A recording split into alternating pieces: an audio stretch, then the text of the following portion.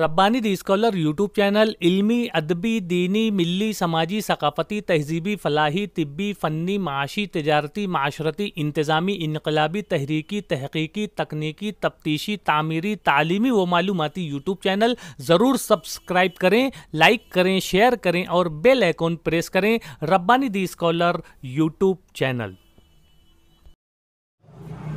نحمدہ ونصلی علی رسولہ الکریم، اما بعد۔ صدر علی وقار، اصحاب کیل و قلم و سامعین کرام، السلام علیکم۔ تیری نظروں نے تراشے ظلمتوں سے آفتاب، حاضرین سخن پرور ذرا تصور کیجئے، اسلام سے قبل ہر طرف کفر و شرک کے مہیب اندھیرے چھائے ہوئے تھے، اعلیٰ انسانی روایات کا جنازہ اٹھ چکا تھا، تہذیب خستہ حال تھی، تمدن بدحال، انسانیت شرمسار تھی، آدمیت سوگوار۔ تب مذہبی و آسمانی صحیفوں کے تنازع میں یہود کیلیا کے منتظر تھے، نصارہ ایک فار قلیب کا انتظار کر رہے تھے۔ ایسے میں فاران کی چوٹیوں سے آفتاب خاتم النبیین طلوع ہوا۔ عزیزان گرامی، بوڑھے آسمان نے دیکھا سلسلہ نبوت اپنی معراج سے ہمکنار تھا، ایک آفاقی اور ہماگیر قیادت و سیادت کا ظہور ہو چکا تھا، قیامت تک کے لیے واحد مشعل راہ فروزہ ہو چکی تھی۔ اس دربار حق پرست میں دیدار یوسف کنعان سے زلیخا مصر کی انگلیاں نہیں مجروح تھی، بلکہ ایک شمشیر عدل سے جبر و تشدد کی گردنیں کٹ رہی تھی۔ اس دربار حق پرست میں بحر و بر پر تخت سلیمانی کی طاقت آزمائی نہیں تھی، بلکہ ایک دستاویز اخلاقیات سے اذہان و قلوب کی تسخیر کے منظر نامے تھے۔ شریکان محفل، یہ پیغام حق انسانیت کو ہزار سجدوں سے نجات دلا کر ایک در کبریا کا غلام بنا رہا تھا۔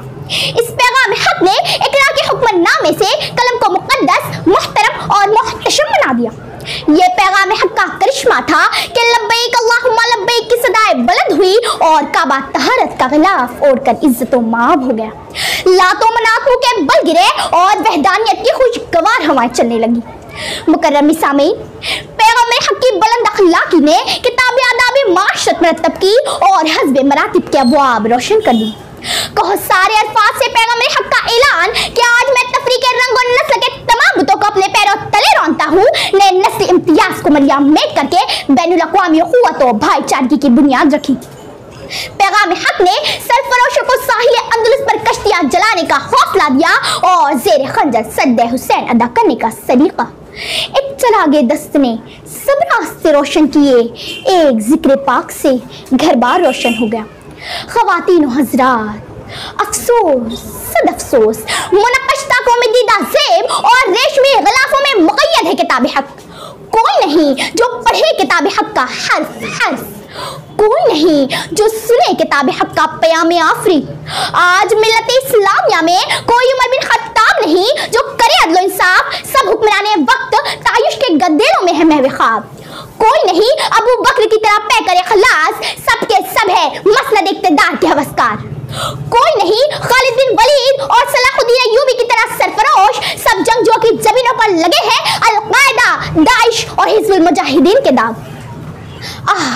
ریگزار وقت میں یوسف بے کارواں ہو گئی پیغمبر حق کی ملت اسلامیہ۔ منزل غم ہے راستے خاموش، سنو غور سے سنو شاعر کے احساس و ادراک کی کرہ۔ لوبان کی دھونی سے پجاری نہ بنے گا، خیرات کے تلوار سے غازی نہ بنے گا، دل کو ذرا سجدوں کی تہذیب سکھا دو، ایک سر کو جھکانے سے نمازی نہ بنے گا۔ وما علینا الا البلاغ۔ خدا حافظ۔